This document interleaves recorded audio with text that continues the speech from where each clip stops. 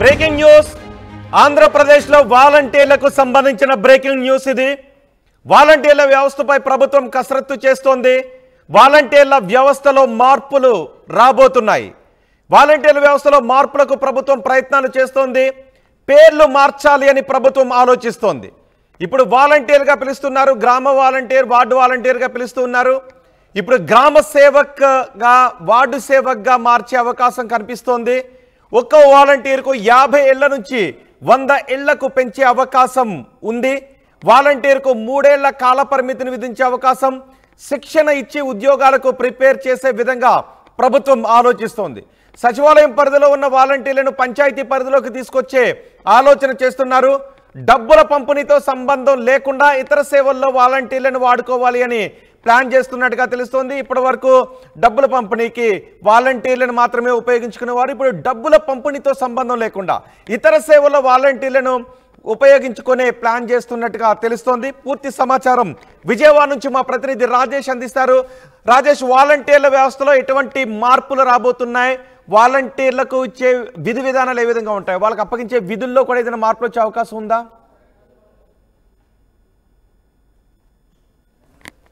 ప్రభుత్వం చేయడానికి కసరత్తు అయితే చేస్తుంది.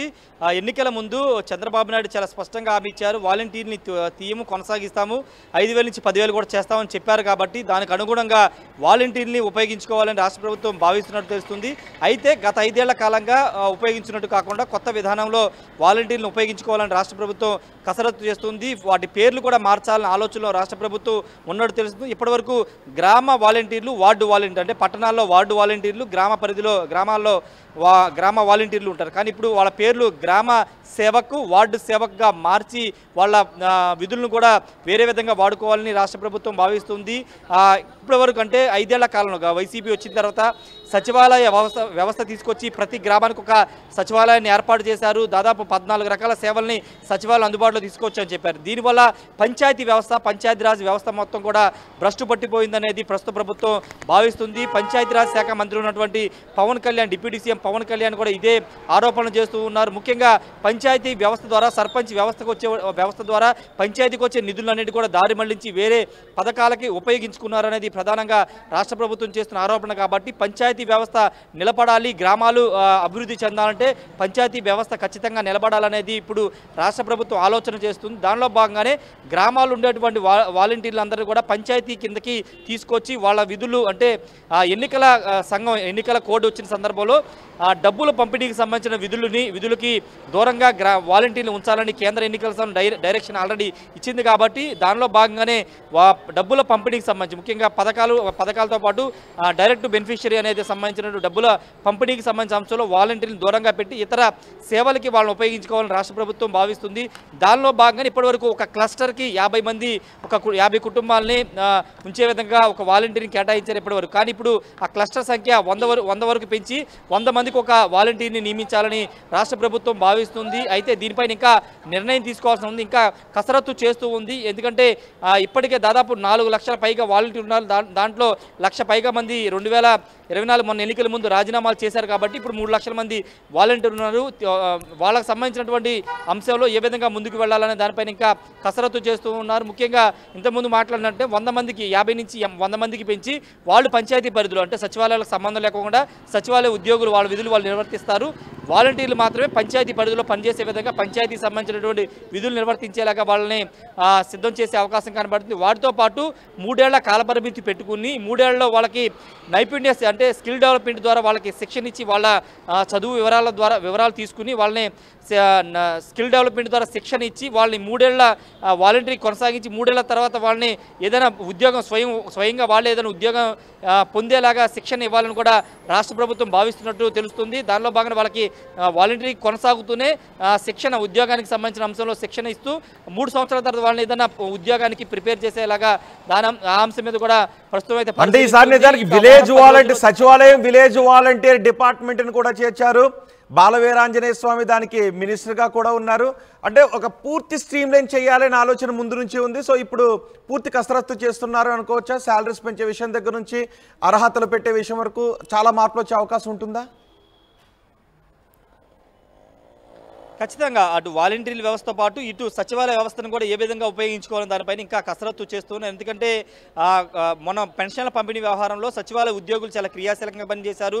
మొదటి రోజు దాదాపు 95% వరకు పెన్షన్ల పంపిణీ పూర్తి చేసి ముఖ్యమంత్రి చేత ప్రశంసలు కూడా పొందారు. కాబట్టి ఆ వ్యవస్థను ఏ విధంగా వాడుకోవాలి, ఉన్నటువంటి డిపార్ట్మెంట్లో మెర్జీ చేయడమా లేకపోతే అది సచివాలయ వ్యవస్థను కొనసాగించి వాళ్ళకి ప్రత్యేక విధులు కల్పించడం, వాళ్ళకి ప్రత్యేక విధులు కల్పించడం ద్వారా ఏదైనా చేయాలని దానిపైన రాష్ట్ర ప్రభుత్వం అయితే కసరత్తు చేస్తుంది. సైమల్టేనియస్గా వాలంటీర్స్ వ్యవస్థకు సంబంధించి కూడా పేర్లు మార్చి వాళ్ళను కూడా పంచాయతీ వ్యవస్థ కింద కొనసాగించి క్లస్టర్ 100 మందిని కేటాయించి ప్రభుత్వ పథకాలతో పాటు డబ్బుకు సంబంధం అంటే డబ్బు పంపిణీకి సంబంధం లేకుండా ఇతర పనులకైతే వాళ్ళని తీసుకునే అవకాశం కనబడుతుంది. చూడాలి మరి ఇంకా ఎలాంటి నిర్ణయాలు వస్తాయో చూడాలి. వాలంటీర్లు మాత్రం చాలా ఎదురు చూస్తున్నారు. ఎందుకంటే చాలా మంది ఇప్పటికీ కొత్త దానిపైన ప్రభుత్వం ఇంకా స్పష్టత డబ్బు పంపిణీని వాలంటీర్లకు అప్పగించకపోతే డబ్బు పంపిణీని ఎవరి ద్వారా చేయించే అవకాశం ఉంటుంది? పెన్షన్ పంపిణీ ఆల్రెడీ సచివాలయ ఉద్యోగులు 1వ తారీఖున చేశారు కాబట్టి అలాంటి డీబీటీ అంటే డైరెక్ట్ బెనిఫిషియరీ సంబంధించినటువంటి డీబీటీ పథకాలకు సంబంధించినటువంటి అంశంలో సచివాలయ సిబ్బందిని ఉపయోగించుకునే అవకాశం కనబడుతుంది. ఎందుకంటే వాళ్ళు అథారిటీ ఉంది, వాళ్ళు ఆల్రెడీ పర్మనెంట్ అయిపోయారు, ప్రభుత్వంలో భాగస్వామిగా ఉద్యోగులు ఉన్నారు కాబట్టి వాళ్ళ ద్వారా చేయడం ద్వారా ప్రభుత్వమే వాళ్ళకి నేరుగా లబ్ధిదారులకి పంపిణీ చేస్తున్నట్టుగా తెలుస్తుంది. కానీ ఇక్కడ వాలంటీర్లు ఎక్కడ కూడా ప్రభుత్వంతో సంబంధం లేదు, కేవలం వాళ్ళు సేవకులుగా మాత్రమే అని గత ప్రభుత్వం చెప్పింది.